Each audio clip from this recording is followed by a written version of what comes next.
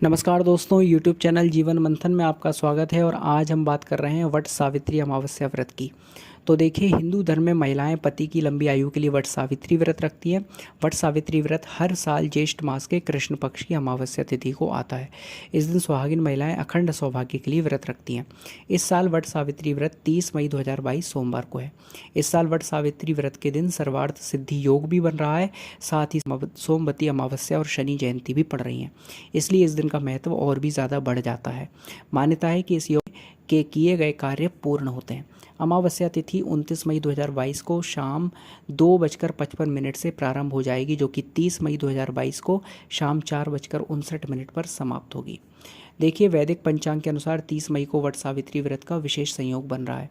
इस दिन सुबह 7:13 से अगले दिन 31 मई को सुबह 5:09 तक सर्वार्थ सिद्धि योग रहेगा। इस दिन शनि जयंती भी है। वट सावित्री व्रत की पूजन सामग्री मैं आपको बता देता हूँ कि इस दिन सावित्री सत्यवान की मूर्तियाँ, साथ ही साथ धूप, दीप, घी, बांस का पंखा, लाल कलावा, सुहाग का सामान यानी कि कच्चा सूत, चना भिगोया हुआ और बरगद का फल, जल से भरा कलश आदि शामिल करना चाहिए। वट सावित्री व्रत की पूजा विधि इस प्रकार है कि इस दिन प्रातःकाल घर की सफाई कर नित्य कर्म से निवृत्त होकर स्नान करें। इसके बाद पवित्र जल का पूरे घर में छिड़काव करें। बांस की टोकरी में सप्त धान्य यानी 7 प्रकार का अनाज भरकर ब्रह्मा की मूर्ति की स्थापना करें। ब्रह्मा की मानसिक मूर्ति स्थापित कर सकते हैं। बांस की टोकरी में 7 अनाज भरकर, बस वो ब्रह्मा का ही रूप है। ब्रह्मा के वाम पार्श्व में यानी बाएं भाग में सावित्री की मूर्ति स्थापित करें। इसी प्रकार दूसरी टोकरी में सत्यवान तथा सावित्री की मूर्तियों की स्थापना करें। देखिए, सावित्री 2 देवियों का नाम है। एक तो सत्यवान की पत्नी का नाम है और एक ब्रह्मा जी की पत्नी का भी नाम सावित्री देवी है।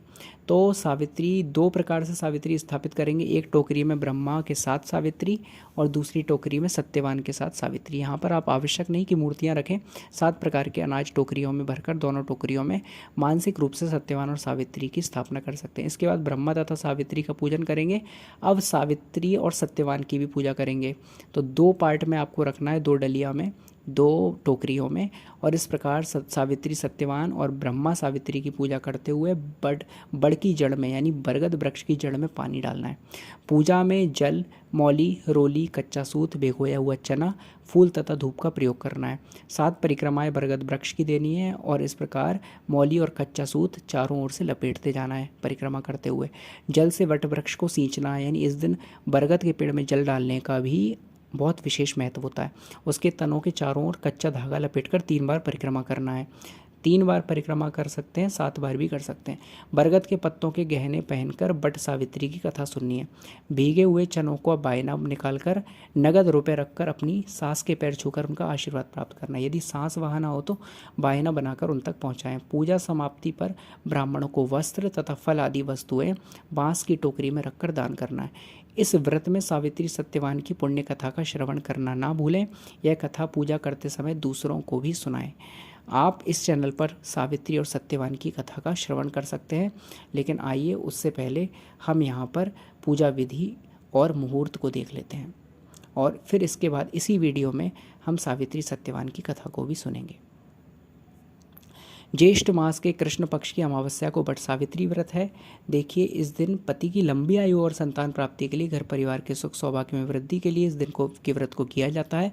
इस दिन वट वृक्ष या बरगद के पेड़ की पूजा होती है और आपको वट वृक्ष और बरगद के पेड़ की पूजा करनी चाहिए। कई लोग इस प्रकार करते हैं कि वट वृक्ष ना मिलने पर वट वृक्ष तोड़ कर ले आते हैं। ये बहुत बड़ा पाप है, ये हमें नहीं करना चाहिए।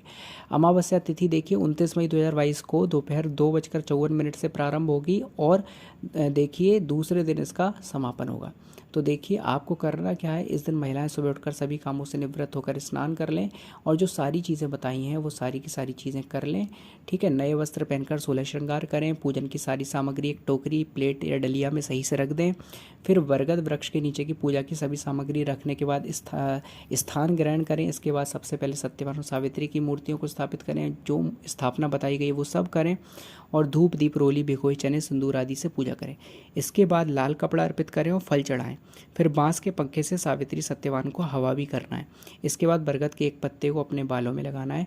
अब धागे को पेड़ में लपेटते हुए जितना संभव हो सके 5, 11, 21, 51 या 108 बार बरगद के पेड़ की परिक्रमा कर सकते हैं। जितना हम पे संभव हो उतनी परिक्रमा कर सकते हैं। आखिरी में सावित्री सत्यवान की कथा पंडित जी से सुनने के बाद उन्हें यथासंभव दक्षिणा दे सकते हैं। आप चाहें तो कथा खुद भी पढ़ सकते हैं और यूट्यूब चैनल पर लगाकर सुन भी सकते हैं, उसका भी फल आपको प्राप्त ही होगा। उसके बाद घर आकर उसी पंखे से अपने पति को हवा करें और उनका आशीर्वाद लें। फिर प्रसाद में चढ़े फल आदि ग्रहण करने के बाद शाम के वक्त मीठा भोजन करें। देखिए, वट सावित्री व्रत की पौराणिक कथा मैं आपको बता देता हूँ। तो मद्र देश के राजा अश्वपति को पत्नी सहित संतान के लिए सावित्री देवी का विधिपूर्वक व्रत तथा पूजन करने के बाद पुत्री सावित्री की प्राप्ति हुई। सावित्री के युवा होने पर अश्वपति ने मंत्री के साथ उन्हें वर चुनने के लिए भेजा। जब वह सत्यवान को वर रूप में चुनने के बाद आई तो उसी समय देवर्षि नारद ने सभी को बताया कि महाराज द्युमत्सेन के पुत्र सत्यवान की शादी के 12 वर्ष पश्चात मृत्यु हो जाएगी। इसे सुनकर राजा ने पुत्री सावित्री से किसी दूसरे वर को चुनने के लिए कहा, मगर सावित्री नहीं मानी। सावित्री मन ही मन उन्हें चाहने लगी थी। तो नारद जी ने सत्यवान की मृत्यु का समय पता करने के बाद वो पति व सास ससुर के साथ जंगल में रहने लगी। नारद जी के बताए समय के कुछ दिन पहले से ही सावित्री ने व्रत रखना शुरू कर दिया अपने पति की लंबी आयु के लिए। जब यमराज उनके पति सत्यवान को साथ लेने आए तो सावित्री भी उनके पीछे चल दी। इस पर यमराज ने उनकी धर्मनिष्ठा से प्रसन्न होकर वरदान मांगने के लिए कहा।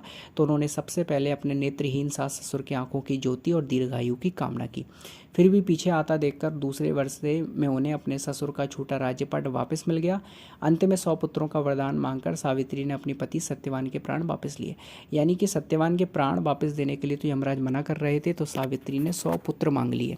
अब 100 पुत्र होने का वरदान देना पड़ा तो फिर सत्यवान को भी जीवित करना पड़ा। यानी पति के बिना होते 100 पुत्र कैसे हो सकते थे, तो सत्यवान को भी यमराज को जीवित करना पड़ा। अपनी इसी सूझबूझ से सावित्री ने न केवल सत्यवान की जान बचाई बल्कि अपने परिवार का भी कल्याण किया। आखिर में 100 पुत्रों का वरदान मांगकर सावित्री ने अपने पति सत्यवान के प्राण भी वापस पाए। ऐसे सावित्री के पतिव्रत धर्म और विवेकशील होने के कारण उन्होंने न केवल अपने पति के प्राण बचाए बल्कि अपने समस्त परिवार का भी कल्याण किया। जो भी वट सावित्री अमावस्या की इस कथा को सुनता है उसका भी कल्याण होता है और उसकी पति की दीर्घायु होती है। साथ ही साथ वो अपने पति के साथ सुखों को भोग कर अंत में दिव्य लोकों को, अपने पति के लोक को प्राप्त करती है। इस प्रकार वट सावित्री अमावस्या की ये कथा सभी के लिए मंगलदायिनी होती है। इसका अवश्य श्रवण करें और सभी विधि विधान के अनुसार वट सावित्री व्रत का पूजन करें और इस दिन व्रत रखें। बहुत बहुत